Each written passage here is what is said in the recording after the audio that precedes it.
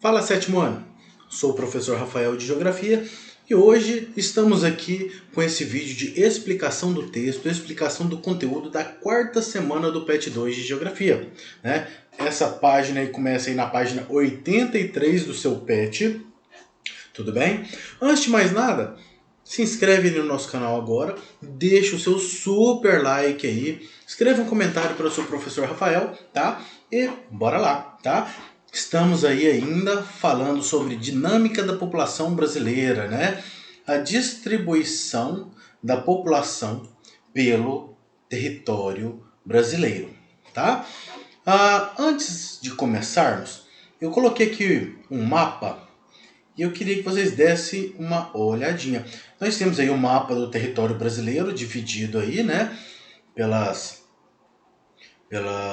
27 unidades da federação, que são 26 estados e um distrito federal, onde nós possuímos aí 5.570 municípios, já com 12 milhões de habitantes no Brasil. Só porque esses 12 milhões estão distribuídos de forma irregular pelo Brasil. Alguns locais muito povoados e outros pouco povoados. Então, eu trouxe aqui para vocês um mapa demográfico. Sempre que nós falarmos de mapa demográfico, estamos falando de mapa da população, aonde que a população está localizada, onde que ela mora, tá? Então, o mapa demográfico do Brasil é o título desse mapa. E aí, estou chegando aqui, né, com esse mapa aqui para vocês e vamos mostrar um pouquinho, estudar um pouco aí sobre a população brasileira. Como nós já vimos o título do mapa, a segunda coisa que nós temos que ver é a legenda. Tá? Antes de olhar aqui. A legenda está falando assim, ó, habitantes por quilômetro quadrado, tá vendo? E aí então a escala de cores que vai escurecendo. Quanto mais clara, menos habitantes morando por quilômetro quadrado, tá? Essa é a densidade demográfica. Então, no mais clarinho, menos de uma pessoa por quilômetro quadrado. E onde está mais escuro, mais de 100. É claro que nesse mapa aqui, tá bem generalizado, mas existem locais específicos, por exemplo, alguns bairros em São Paulo, que chega a ter uma população com mais de 500 pessoas morando por quilômetro quadrado, tá? Isso é só para você entender. Então, quando a gente olha o Brasil e observa essa escala de cores que nós temos aqui, a gente vê que o Brasil é muito povoado, principalmente no litoral, né? Principalmente no litoral, e há uma pesquisa que fala que do litoral até 500 quilômetros do litoral mora em torno de 75% da população brasileira, tá? Para vocês terem ideia aí.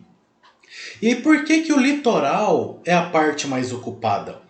Devido ao fator de que quando os portugueses chegaram aqui, né, no Nordeste brasileiro, a ocupação brasileira começou por ali. Claro que já existiam os índios que moravam nessa região, mas devido à facilidade do tráfego de navios, de barcos, que era o principal meio de transporte daquele momento, né, o Brasil foi sendo ocupado devido às proximidades em relação ao mar, ao litoral, tá? Lembrando também que existem outros fatores, por exemplo, a questão dos ciclos econômicos, começou aqui com a cana-de-açúcar, o pau-brasil, nessa região do Nordeste do Brasil, e com a queda desses ciclos econômicos, a maioria da população se deslocou em busca de novas fontes de renda, nova fonte de economia, onde eles encontraram o ouro.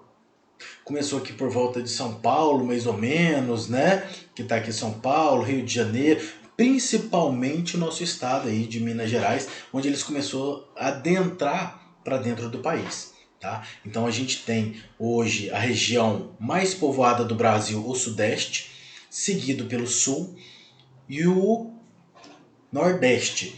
Quando a gente fala de região, tem que lembrar que pode ser Centro-Oeste, Sul, Nordeste, ou pode ser o Centro-Sul, que é uma outra visão de ver o Brasil, né?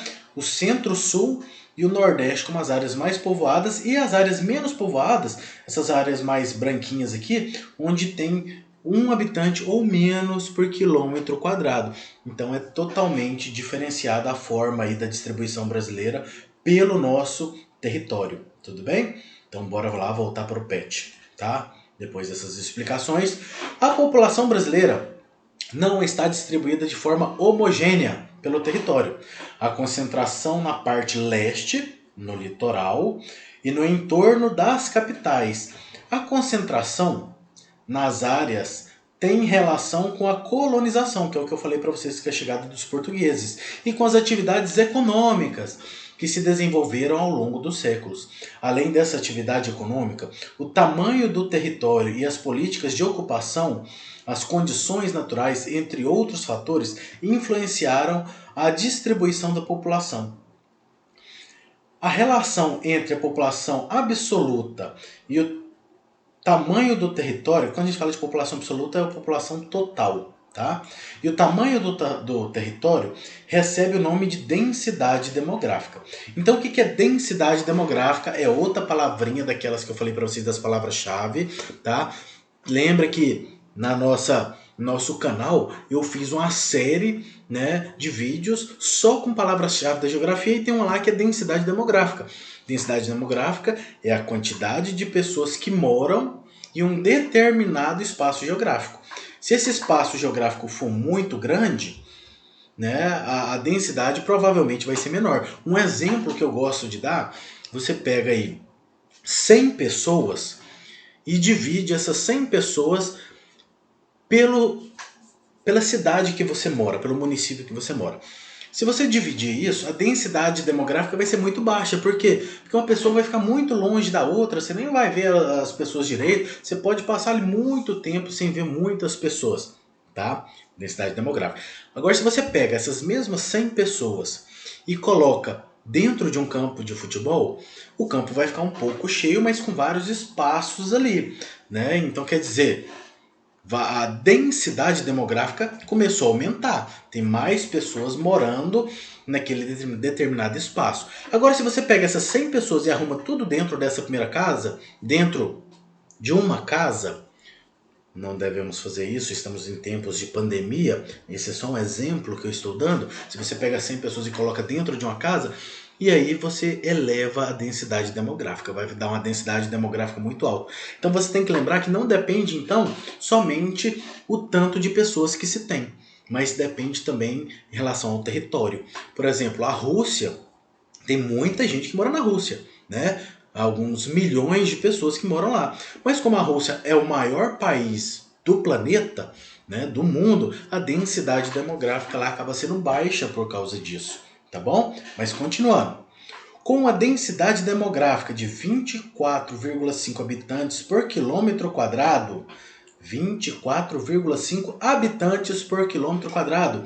Em 2018, o Brasil é considerado pouco povoado. E aí, quando fala densidade demográfica, você tem que lembrar que está fazendo a média geral do Brasil. Do mesmo jeito que existem lugares com mais de 100, com mais de 400, né? E dependendo da localidade. E aí, quanto mais prédios há nessas grandes cidades, maior é a densidade demográfica, para você entender, tá? Quando você faz a média, temos 24,5. Mas a gente sabe que tem lugares que tem menos de 1 habitante por quilômetro quadrado, tá? Mas essa aqui é a média do Brasil. Se você tem dúvidas aí, pesquisa aí no Google, né? Densidade demográfica, aí você põe o nome da sua cidade e você vai ter a noção da densidade demográfica, tá? Continuando. Quando a densidade é pequena, fala que é pouco povoado. Quando a densidade é muita, fala que é muito povoado, tá? Existem áreas demasiadamente povoadas, são áreas... Aqui eles colocaram menos povoadas, mas é mais povoadas, tá? A palavrinha errada aqui no nosso texto. O Brasil também é conhecido como um dos países com as maiores desigualdades sociais. Uns mais ricos, outros mais pobres, né? Essas desigualdades manifestam-se nas diferenças de renda entre as pessoas e no acesso à moradia, aos bens de consumo, aos serviços como água tratada, coleta de lixo, atendimento médico, educação, entre outros, tá? Quando se fala nesses aspectos aqui, tem que lembrar que quando a pessoa tem muito dinheiro, ela tem acesso a outras coisas além disso aí. Isso aí é o básico, né? Acesso a cabeleireiros, acesso a manicure, acesso a tratamentos estéticos, tratamento de beleza, a comida. Quando você vai no supermercado, normalmente você tem que observar que as prateleiras é quase com a divisão de classe social, né? Existem as marcas mais ruins, que são mais baratas, e as melhores marcas, que são mais caras.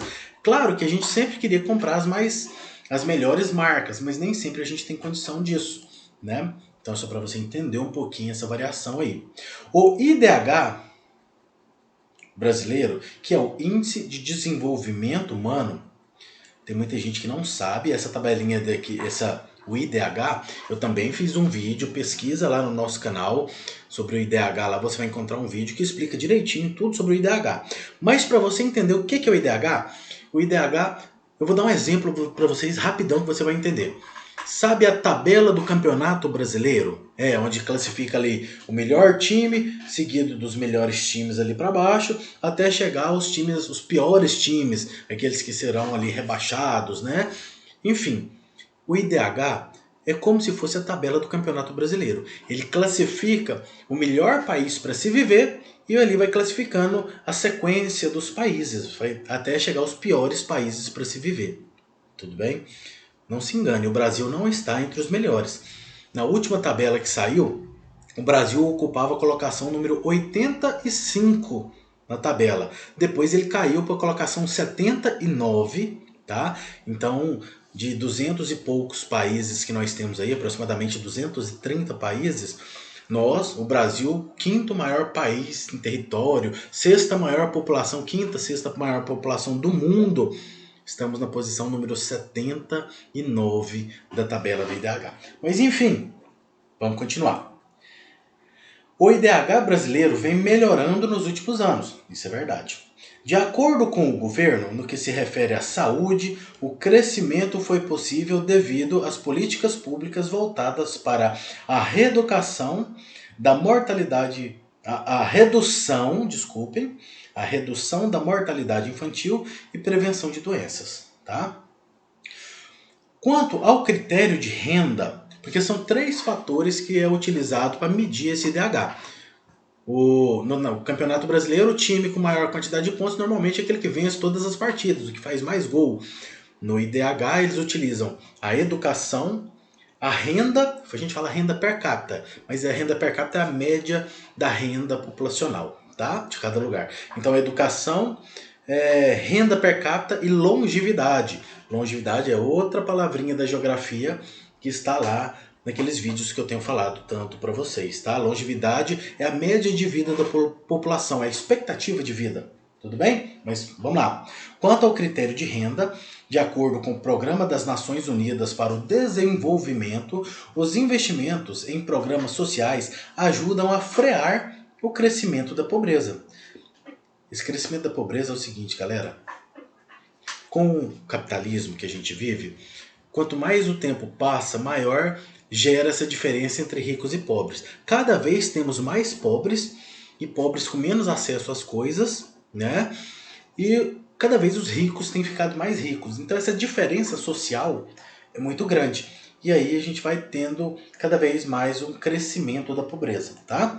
Entretanto, nosso país ocupa a posição número 79, como eu falei para vocês, a posição mundial nessa tabela do IDH, de acordo com o levantamento de 2017. Eu particularmente acho isso vergonhoso, tá? Continuando. A população economicamente ativa, tá vendo a quantidade de palavras que aparece? População economicamente ativa para o IBGE são aquelas pessoas que estão em idade produtiva, aquelas pessoas que podem trabalhar e ter o seu próprio rendimento. Essas pessoas normalmente são consideradas pessoas de 15 anos acima até 60 anos. Tá? Então por que menos de 15 não? Porque são crianças. Mais de 15 já pode se trabalhar e 60 anos normalmente, pelo menos era a idade que se aposentava, né, galera? Agora só Deus sabe. Mas vamos lá. A população econômica ativa de 15 a 60 anos, né, diz respeito às pessoas que exercem alguma atividade remunerada nos diferentes setores da economia. Também apresenta a população que se encontra temporariamente desempregada e que está em busca de emprego. Segundo o PNAD, né, que é a Pesquisa Nacional por Amostra de Domicílio de 2017, a população economicamente ativa do Brasil é de aproximadamente 91,4 milhões de pessoas. E aí, o que nós temos os setores econômicos, não sei se você se recorda, os setores econômicos no Brasil se divide em 3 setores. Nós temos o setor primário, secundário e terciário. Tá? O setor primário é aqueles mais voltados principalmente para a zona rural. Não é que não tenha na área urbana, mas é principalmente da zona rural. Ele trata da agropecuária, lembrando que a agropecuária são duas palavrinhas emendadas em uma só. A agropecuária é a agricultura e a pecuária. E nós temos também no setor primário o extrativismo. Extrativismo é o quê? É você tirar da natureza algo que a própria natureza criou. Então nós temos 3 tipos também de extrativismo: animal, vegetal e mineral. Você já deve se recordar disso.